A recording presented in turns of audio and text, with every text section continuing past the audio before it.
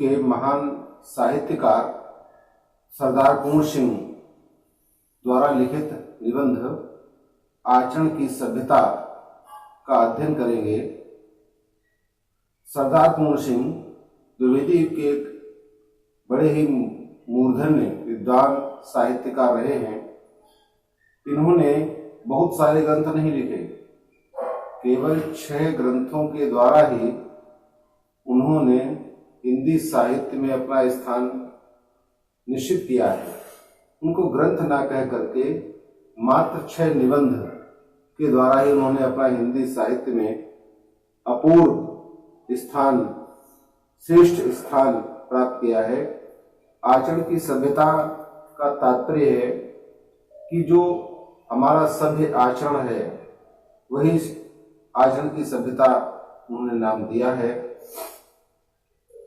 हम सभी निरंतर अपने अपने आचरण को विकास देने का प्रयास करते रहते हैं, लेकिन कहीं पर भी आज तक जितने मनुष्य हुए हैं उनमें किसी के भी आचरण को देख करके ये नहीं कहा सकता है कि बस यही आचरण सबसे उत्तम है, इसके आगे कुछ नहीं। जैसे हिमालय का निर्माण लाखों करोड़ों वर्षों में हुआ है, उसी प्रकार से आचरण का विकास करने में मनुष्य की लाखों वर्षों की तपस्या, अधिक परिश्रम करना पड़ता है। पूरे जीवन भर हम सभी इसी प्रयास में लगे रहते हैं कि हमारा आचरण उत्तम हो सके। आचरण ये कोई आवश्यक नहीं है किसी राजा का, किसी सन्यासी का आचरण ही उत्तम हो। एक साधारण परिश्रम करने वाले मजदूर का भी एक आचरण अच्छा हो सकता है। और इसी प्रकार से वह संपूर्ण संसार के मनुष्यों के दिलों पर राज्य कर सकता है। हम आज इसी आचरण की सभ्यता नामक निबंध में सरदार कुंवर सिंह के विचारों का अध्ययन करेंगे। विद्या, कला, कविता, साहित्य, धन और राजत्व से भी आचरण की सभ्यता अधिक ज्योतिषमती है। यहाँ पर 6 नाम दिए गए हैं का इनमें विद्या, कला, कविता, साहित्य, धन और राजत्व का इन सबसे अधिक यदि कोई प्रभावशाली है तो वह आचरण की सभ्यता है। अब आचरण की सभ्यता से तात्पर्य है कि जो हमारा सभ्य आचरण है उसके लिए कहा गया है कि इस सभ्यता को प्राप्त करके एक कंगाल आदमी राजाओं के दिलों पर भी अपना प्रभुत्व जमा सकता है। इस सभ्यता को जो व्यक्ति प्राप्त कर लेता है उसमें बहुत सारे गुण स्वतः उत्पन्न हो जाते हैं। इस सभ्यता के दर्शन से कला, साहित्य और संगीत इनको अद्भुत सिद्धि प्राप्त होती है। राग अधिक मृदु हो जाता है। विद्या का तीसरा शिव नेत्र खुल जाता है, अर्थात व्यक्ति को विद्या की प्राप्ति होती है। चित्रकला का मौन राग अलापने लग जाता है, यानी जो वो चित्र भी बनाएगा तो ऐसा लगेगा जैसे कि वह चित्र अभी अभी बोल पड़ेगा। वक्ता चुप हो जाता है। लेखक की लेखनी थम जाती है। मूर्ति बनाने वाले के सामने नए कपोल, नए नयन और नई छवि का दृश्य उपस्थित हो जाता है। आचरण की सभ्यता में भाषा सदा मौन रहती है। इस पंक्ति को आप विशेष रूप से अंडरलाइन कर लीजिए कि आचरण की जो भाषा है वह सदैव मौन रहते हुए अपना कार्य किया करती है। इस भाषा का निघंटु शुद्ध श्वेत पत्रों वाला है। निघंटु मतलब व्याकरण, अर्थात इस आचरण की भाषा का कोई भी ग्रंथ नहीं है और ना ही इसका कोई व्याकरण है, ना ही इसका कोई शब्दकोश है। इसके समस्त जो पन्ने हैं वह कोरे हैं, अर्थात उन पर कुछ भी लिखा हुआ नहीं है। इसमें नाम मात्र के लिए भी शब्द नहीं है। ये सभ्याचरण नाद करता हुआ भी मौन है। आचरण की भाषा जो है वो सदैव मूक रहती है। इसका प्रयोग व्यवहार के माध्यम से ही होता है और उसको व्यक्ति देख करके ही स्वतः ग्रहण कर लिया करता है। सभ्यता के आचरण को स्वयं व्यक्त करता हुआ और अव्यक्त रूप से मौन रहता है। व्याख्यान देता हुआ भी व्याख्यान के पीछे छिपा रहता है। राग गाता हुआ भी राग के सुर के भीतर पड़ा रहता है। मृदु वचनों की मिठास में आचरण की सभ्यता मौन रूप से खुली है। अर्थात तात्पर्य है कि इसके मीठे वचनों में उसी प्रकार की मूक भावना पाई जाती है जिस प्रकार किसी बच्चे की तोतली बोली में एक आकर्षक मौन छिपा रहता है। बालक की जब तुला करके बोलता है तो हम भी उसकी नकल करने लगते हैं। उसकी बोली स्पष्ट ना होने पर भी वो स्पष्ट नहीं बोल पाता है, लेकिन सभी बातें स्पष्ट हो जाती हैं। तो आचरण की सभ्यता की प्रमुख 4 व्याख्यान है, 4 बातें हैं। कौन का? नम्रता, दया, प्रेम और उदारता। ये 4 चीजें, ये 4 तत्व का ही मनुष्य के जीवन पर बहुत व्यापक प्रभाव और स्थायी प्रभाव पड़ा करता है। अगर हम इन बातों को शब्दों से कहें तो उनका कोई प्रभाव नहीं पड़ता है। नम्रता है, कोई व्यक्ति विनम्र है तो हम उपदेश कर रहे थे हमें विनम्र व्यवहार करना चाहिए, तो उसका प्रभाव नहीं पड़ता है। प्रभाव जब हम स्वयं अपने चरित्र में विनम्रता लाते हैं या किसी विनम्र स्वभाव वाले व्यक्ति को देखते हैं, तब हमारे हृदय में विचार उठता है कि हमें भी इसी प्रकार का व्यवहार करना चाहिए। ये 4 प्रकार के व्यवहारों को जो है आचरण की सभ्यता का मूल कहा गया है। और मनुष्य के जीवन पर मौन व्याख्यान का प्रभाव हमेशा हमेशा के लिए स्थायी हो जाता है और उसकी आत्मा का एक अंग बन जाता है। इस प्रकार आचरण की जो मौन भाषा है वह मौन होकर भी उसकी आत्मा की अंग बन जाती है और मनुष्य की आत्मा को स्थायी रूप से वो प्रभावित भी किया करती है। अब कोई कहे कि ये भाषा कहाँ पाई जाती है, किन किन क्षेत्रों में इसका उद्गम है, कहाँ कहाँ किन किन देशों में है ये, तो ऐसा कुछ नहीं है। कहा ना काला, ना नीला, ना पीला, ना सफेद, ना पूर्वी, ना पश्चिमी, ना उत्तरी, ना दक्षिणी, बेनाम, बेनिशान, बेमकान, विशाल आत्मा के आचरण से मौन रूपणी सुगंधी सदा प्रसारित हुआ करती है। इसके मौन से प्रसूत, मौन माने मूकता से, प्रसूत माने उत्पन्न, प्रेम, पवित्रता, धर्म सारे जगत का कल्याण करके विस्तृत होते रहे। इसकी उपस्थिति से मन और हृदय की ऋतु बदल जाती है। अर्थात इस प्रकार का आचरण वाला व्यक्ति जब हमारे सम्मुख आता है तो हम उसको देखते हैं, सुनते हैं, तो निश्चित रूप से हमारे मन, हमारा हृदय बदल जाया करता है। कहा किस तरह से, जैसे उदाहरण दिया है कि तीक्ष्ण गर्मी से जले भुने व्यक्ति आचरण के काले बादलों की बूंदाबांदी से शीतल हो जाते हैं। जैसे गर्मी पड़ रही है, व्यक्ति को लगता है हमारा शरीर बिल्कुल गर्मी के कारण जला भुना जा रहा है, अचानक आसमान में बादल छा जाते हैं, हल्की हल्की बूंदाबांदी होने लगती है, तो शरीर को उस समय जो सुख शांति का अनुभव होता है, तो का ठीक उसी प्रकार से आचरण को प्राप्त करके मनुष्य का मन शीतल हो जाया करता है, शांत हो जाया करता है। मानसोत्पन्न शरद ऋतु क्लेशातुर हुए पुरुष इसके सुगंध अटल वसंत ऋतु के आनंद का पान करते हैं। आचरण के नेत्र के एक अश्रु से जगत भर के नेत्र भीग जाते हैं। आचरण के आनंद से उन्मदिष्ट होकर वृक्षों और पर्वतों तक के हृदय नृत्य करने लगते हैं। आचरण के मौन व्याख्यान से मनुष्य को एक नया जीवन प्राप्त होता है। तो कहा कि आचरण का जो मौन व्याख्यान है उसका कथन बहुत ही महत्वपूर्ण है। इसकी भाषा बहुत शक्तिशाली होती है, अर्थवती होती है, प्रभावशाली हुआ करती है।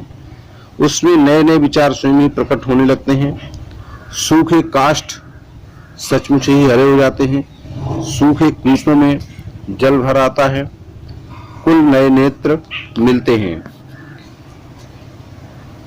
नया मैत्री भाव फूट पड़ता है। सूर्य, जल, वायु, पुष्प, पत्थर, घास, पात, नर नारी और बालक तक में एक अश्रुतपूर्व सुंदर मूर्ति के दर्शन होने लगते हैं। मौन व्याख्यान की महत्ता इतनी बलवती, इतनी अर्थवती और इतनी प्रभावती होती है कि उसके सामने क्या मातृभाषा, क्या साहित्य भाषा और क्या अन्य देश की भाषा, सबकी सब तुच्छ प्रतीत होते हैं। अर्थात जो मौन आचरण की मौन भाषा है, उसका संबंध हमारे हृदय से अथवा आत्मा से हुआ करता है, और इसका महत्व इतना है कि ये भाषा संसार की सबसे शक्तिशाली, प्रभावशाली भाषा है। इसके प्रभाव और शक्ति के सम्मुख कोई भी भाषा हो, चाहे मातृभाषा हो, चाहे साहित्य की भाषा हो, किसी भी देश की भाषा हो, सबकी सब भाषाएं कमजोर ही सिद्ध हुआ करती हैं। संसार की प्रत्येक लौकिक भाषा की तुलना में आचरण की मौन भाषा का स्थान अलौकिक है। अन्य कोई भाषा दिव्य नहीं है, केवल आचरण की मौन भाषा ही ईश्वरीय भाषा है। कि इसका कारण क्या है कि संसार की अन्य भाषाएं का निर्माण मनुष्यों के द्वारा हुआ है, चाहे वो जापानी भाषा हो, अंग्रेजी हो, संस्कृत हो, कोई भी भाषा हो, ये सभी मनुष्यों के द्वारा व्यवहृत भाषाएं हैं। जबकि आचरण की भाषा क्या है? एक स्वतः निर्मित, यानी जिसको हम कह सकते हैं प्राकृतिक। यदि थोड़ा सा हम विचार करें तो हम पाएंगे कि आचरण की मौन भाषा का प्रभाव हम प्रत्यक्ष रूप से हमारे हृदय पर पड़ा करता है। जैसे चुंबक स्वतः अपनी ओर लोहे को आकर्षित करती है, इसी प्रकार से आचरण की भाषा भी स्वतः ही हमारे हृदय को अपनी ओर आकर्षित कर लिया करती है।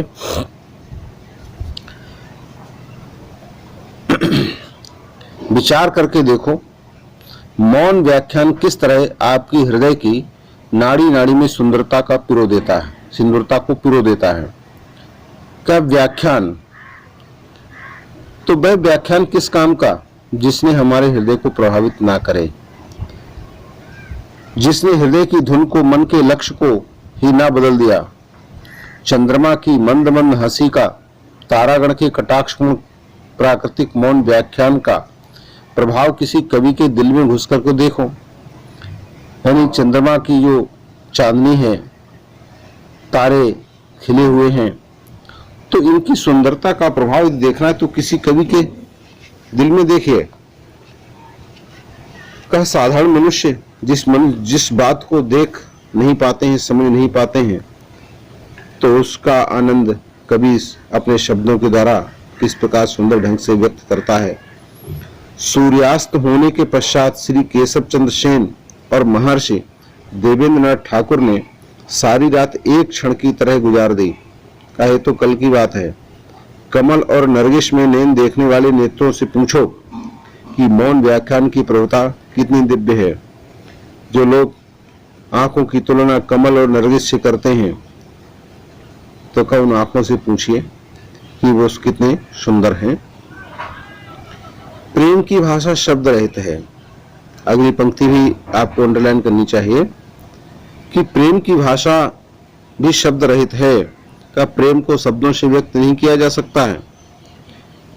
कोई व्यक्ति कहता भी है कि मैं तुमसे बहुत प्रेम करता हूं, तो इसका मतलब यह है कि वो सरासर झूठ बोलता है, क्योंकि प्रेम को शब्दों से प्रकट ही नहीं किया जा सकता है। तो कहां, तो फिर कैसे? तो कहा लिखा है कि नेत्रों की, कपोलों की, मस्तक की भाषा भी शब्द रहित है। अर्थात जो प्रेम है वह हमारे व्यवहार और मनुष्य की चेष्टाओं से ही प्रकट हो जाया करता है।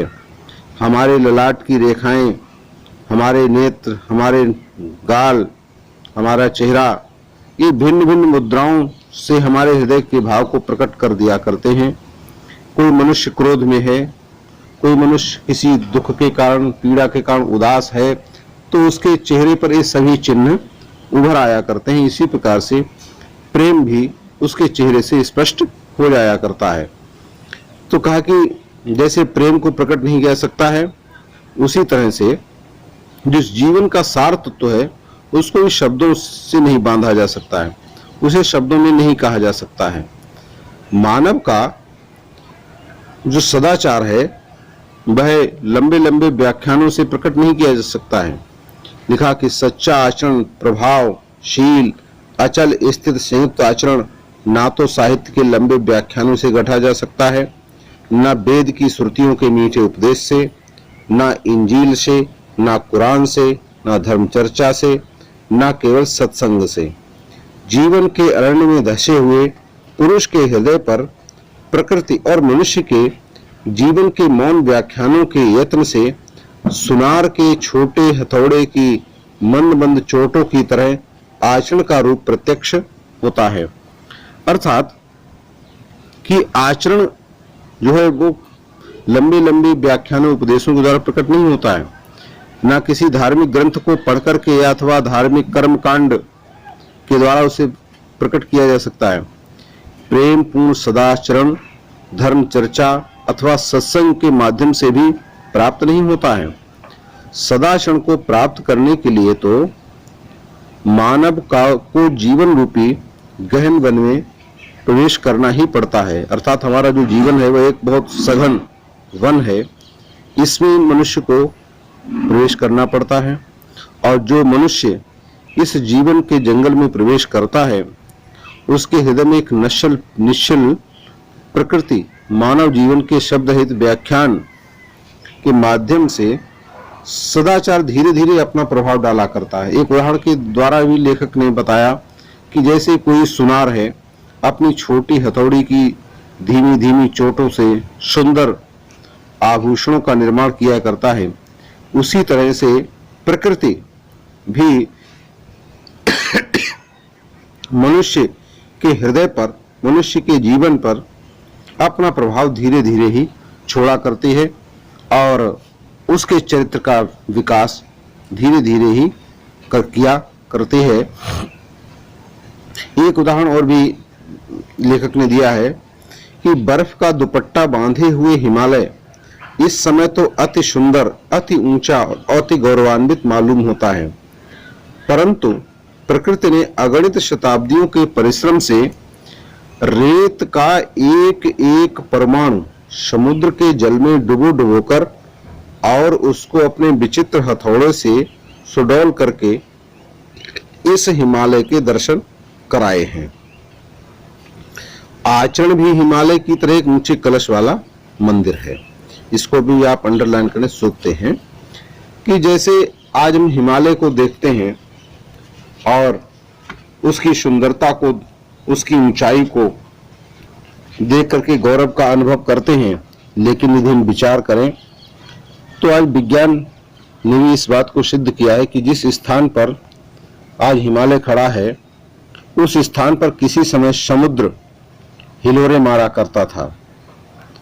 अर्थात प्रकृति ने इस हिमालय का निर्माण किया तो समुद्र के एक एक रेत के कण को इकट्ठा किया और इस संसार के सबसे ऊंचे पर्वत के आज हमको दर्शन कराए हैं। लेकिन जैसे हिमालय का निर्माण 1-2 वर्ष में नहीं हुआ, तो उसी प्रकार से हमारे चरित्र का निर्माण भी कोई 1-2 वर्षों में नहीं होता। हिमालय के निर्माण में शताब्दियां बीत गई, का कितनी का अगणित गिनती नहीं की जा सकती, कितने वर्ष बीत गए होंगे, कितने शताब्दियां बीत गई होंगी। तो कहा उसी प्रकार से चरित्र का विकास भी कोई यूं ही नहीं हुआ करता है, उसमें भी बहुत लंबा कालखंड बीत जाता है। इसके लिए मनुष्य को बड़ी लंबी साधना करनी पड़ती है, तब कहीं जाकर के आचरण का विकास हुआ करता है। अब कहा आचरण का विकास कोई आसान कार्य नहीं है, तो कहा कि ये भाई आम का पेड़ नहीं जिसको मदारी एक क्षण में तुम्हारी आंखों में मिट्टी डालकर अपनी हथेली पर जमा दे। जैसे आम का पेड़ है या अन्य कोई पेड़ है, उसका बीज आप जमीन में डालिए, वो धीरे धीरे उगता है। कई वर्षों के पश्चात जाकर के वो पेड़ तैयार होता है। लेकिन इस काम को मदारी लोग तुम्हारी आंखों में मिट्टी झोंक करके अपनी हथेली पर ही उगा करके दिखा देता है कि लो साहब आम का पेड़ है। तो कहा ये कोई आसान कार्य नहीं है कि जिसको एक क्षण में कर दिया जाए। कहा जिस प्रकार से इस पृथ्वी को बनने में कितना समय लगा होगा, कहा इसके बनने में अनंत काल लगा है। पृथ्वी बन गई, सूर्य बन गया, तारागण आकाश में दौड़ने लगे, ये सारे काम हो गए, परंतु अभी तक आचरण के सुंदर रूप के पूर्ण दर्शन नहीं हुए। कहीं कहीं उसकी अत्यल्प यानी बहुत कम मात्रा में छटा अवश्य दिखाई देती है कि श्रेष्ठ आचरण का निर्माण भी प्रकृति धीरे धीरे ही किया करती है। निरंतर प्रयास करते हुए प्रकृति ने इस पृथ्वी का निर्माण किया, का उसी प्रकार से इस आचरण का निर्माण भी धीरे धीरे ही हुआ करता है कि किसी भी देश में, किसी भी काल में, परिस्थिति में समाज के लिए जिन कल्याणकारी करने वाले महापुरुष हुए हैं, यदि उन सभी के चरित्र को हम देखें, नजर डालें, तो का इस उनके चरित्र में अल्प मात्रा में कहीं कहीं इस आचरण की सभ्यता के दर्शन हुआ करते हैं। यदि कोई व्यक्ति कहे, सोचे कि आचरण का विकास करने के लिए हम बहुत सारी हमारे पास पुस्तकें हैं, उन पुस्तकों को पढ़ करके हम अपने आचरण का विकास कर सकते हैं, तो कहा नहीं, पुस्तकों में लिखे हुए नुस्खों से तो और भी अधिक बदहजमी हो जाती है। मतलब यह है कि पुस्तकों के द्वारा अपने आचरण का विकास करना चाहें तो भी हमारे लिए संभव नहीं है। यदि सारे वेद शास्त्र भी घोल कर पी लिए जाएं तो भी आदर्श आचरण की प्राप्ति नहीं होती है। आचरण प्राप्ति की इच्छा रखने वाले को तर्क वितर्क से भी कुछ भी सहायता नहीं मिलती है। क्यों? क्योंकि इनमें कुछ ना कुछ शब्द लिखे हैं, इनकी कुछ ना कुछ वाणी है और ये सभी जीवन के एक ढोंग मात्र हैं। शब्द और वाणी तो साधारण जीवन के चोंचले हैं, ये आचरण की गुप्त गुहा में नहीं प्रवेश कर सकते, वहां इनका कुछ भी प्रभाव नहीं पड़ता है। आप जानते हैं कि इस भारत देश के निवासियों के अनुसार तो वेद हैं, वेदों का कहा गया कि ये ब्रह्म वाक्य हैं, ब्रह्मवाणी हैं। तो वेद इस देश के रहने वालों के विश्वासानुसार ब्रह्मवाणी है, लेकिन यानी ब्रह्म की वाणी का भी प्रभाव नहीं होता है। इतना काल व्यतीत हो जाने पर भी आज तक भी समस्त जगत की भिन्न भिन्न जातियों को संस्कृत भाषा ना बुला सके, ना समझा सके, ना सिखा सके। अर्थात वेदों की जो भाषा है वो संस्कृत भाषा है और हमारे देश के निवासियों के अनुसार वेदों की रचना स्वयं ब्रह्मा जी ने की है। अब ये ब्रह्मवाणी होने पर भी ये संभव नहीं कि मात्र वेदों का अध्ययन करके ही हम संसार के समस्त व्यक्तियों के आचरण में वांछित परिवर्तन कर सकें। ये संभव नहीं है। उसका कारण इसका क्या है कि ये बात हो कैसे? ईश्वर तो सदा मौन है और ईश्वरीय मौन शब्द भाषा का विषय नहीं है। कहा ये संभव क्यों नहीं हो पाता? क्योंकि प्रभाव शब्द का नहीं होता है, वाणी का नहीं होता है, हमेशा किसका होता है? सदाचरण का हुआ करता है, उत्तम आचरण का ही प्रभाव होता है। जैसे कहा कि वेदों को पढ़ने करके व्यक्ति संस्कृत भाषा बोल नहीं पाता है, पढ़ने मात्र से वो भाषा का बोल नहीं पाता है। ईश्वर के द्वारा रचे गए ये शास्त्र भी इतने सक्षम नहीं है कि ये संसार के सभी लोगों को संस्कृत जैसी देववाणी भाषा बोलने, समझने और सीखने के लिए विवश कर सके। हजारों साल बीत गए लेकिन फिर भी ये संभव नहीं हो पाया, क्योंकि इनका किसी का प्रभाव नहीं हुआ करता है। केवल आचरण के कान में गुरु मंत्र फूंक सकता है, वह केवल ऋषि के दिल में वेद का ज्ञानोदय करा सकता है, इससे अधिक और वह कुछ नहीं कर सकता है।